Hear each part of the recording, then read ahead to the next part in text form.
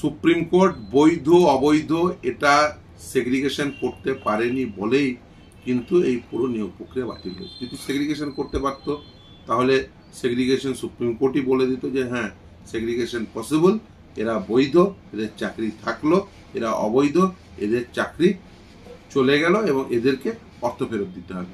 Supreme court তো সে কথা বলেনি।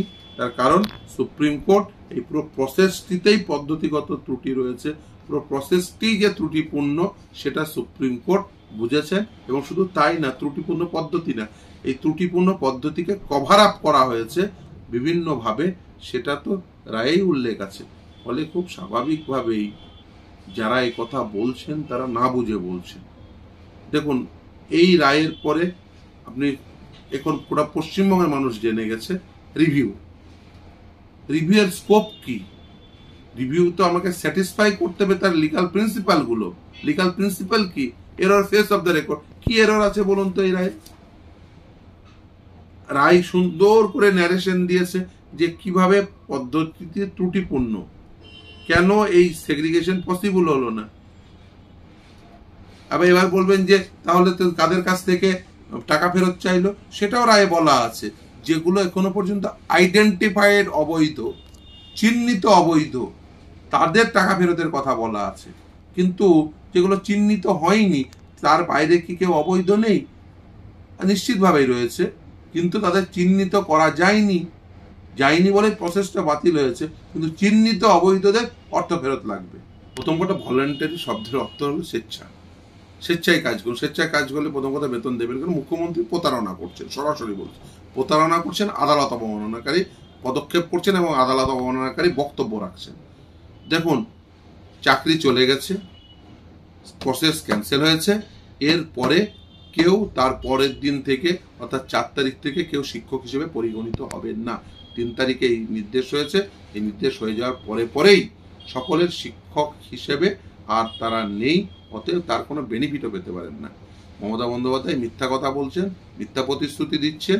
মমতা বন্দ্যোপাধ্যায় বিপদে ফেলাচ্ছেন তার আধিকারিকদের, এই শিক্ষকদেরও। তার কারণ এদের সঙ্গে প্রতারণা করা হয়েছে গোটা সিলেকশন পর্বে। সরকার ত্রুটিপূর্ণ রুল তৈরি করেছে, সরকার এসএসসি বোর্ড তারা সঠিকভাবে নিয়োগ দিতে পারেনি, রেকমেন্ডেশন সঠিক করতে পারেনি, ফলে অ্যাপয়েন্টমেন্ট সঠিক হয়নি, ফলে অ্যাপ্রুভাল সঠিক হয়নি। এরা যদি এই আর্টিকেল 12 স্ট্যাটুটরি অথরিটিগুলো সঠিকভাবে কাজ করতো, এই দিন দেখতে হতো না। তাদের সঙ্গে একবার প্রতারণা করেছে। আবার এই রায় বেরিয়ে যাওয়ার পরে এই সমস্ত কথাবার্তা বলে আবার তাদের সঙ্গে প্রতারণা করছেন, মিথ্যা প্রতিশ্রুতি দিচ্ছেন, আদালত অবমাননার প্রতিশ্রুতি দিচ্ছেন। এবং এই কাজ যদি করেন সেই সমস্ত সংশ্লিষ্ট আধিকারিকরা তারা প্রত্যেকে আদালত অবমাননার দায়ে অভিযুক্ত হবেন এবং তাদের কিন্তু জেল খাটতে হবে যদি এই আদালত অবমাননা করেন।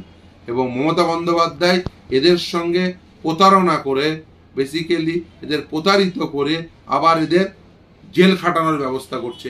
এদের আদালত অবমাননা করিয়ে, তার কারণ আদালত অবমাননা যে করবে, যদি কোনো ডিআই করে তিনি আদালত অবমাননার জন্য দোষে দুষ্ট হবেন, যদি কোনো প্রধান শিক্ষক করেন তিনিও দুষ্ট হবেন, বা যে শিক্ষক নেবেন। কারণ এই রায়টা বুঝুন, রায়ে বলেছে অবৈধ শিক্ষকদের বেতন ফেরত দিতে হবে।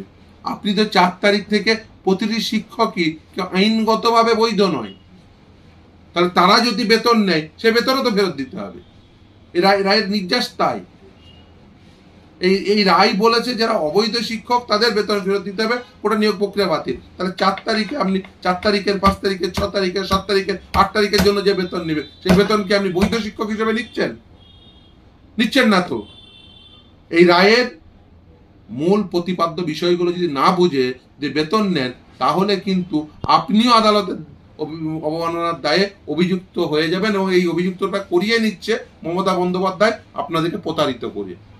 এবং এটা আপনাদের সঙ্গে প্রবঞ্চনা করা হচ্ছে। তার কারণ এই সাদা কাতার শিক্ষকদের কাছ থেকে নির্দিষ্ট কিছু ব্যক্তি তারা টাকা নিয়েছিল, যারা অবৈধ পদ পেয়ে চাকরি পেয়েছে তাদের কাছ থেকে টাকা নিয়েছিল, সেই টাকা বাঁচানোর জন্য উনি এই সমস্ত পদক্ষেপ করছেন।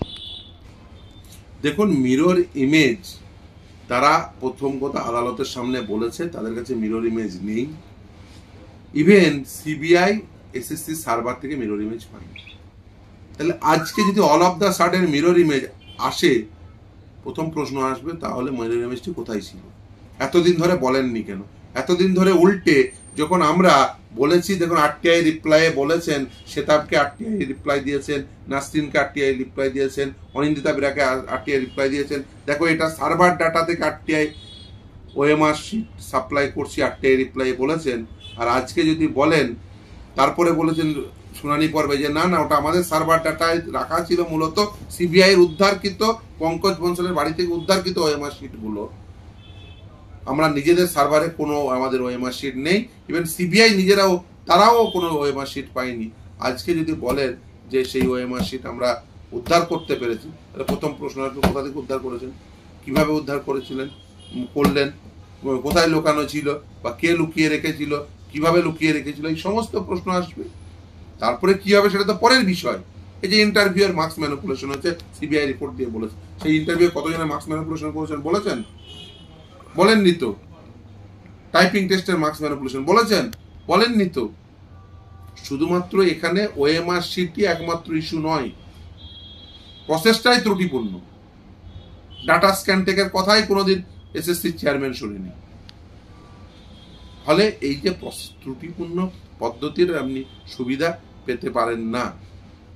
ফলে এসএসসি যদি ওএমআর শিট উদ্ধার হয় তাহলে তার প্রশ্নের মুখে পড়বেন, সে সময় বলবে। দেখুন এগুলো হাইপোথেটিক্যাল আলোচনা, আমি সেটার মধ্যে যাচ্ছি না। কিন্তু হ্যাঁ, আদালত কলকাতা হাইকোর্ট বলেছিল ওএমআর শিট তুমি পাবলিশ করবে, যে ওএমআর শিট তোমাকে সিবিআই দিয়েছিল। আমরা অপেক্ষায় আছি কবে পাবলিশ করবে।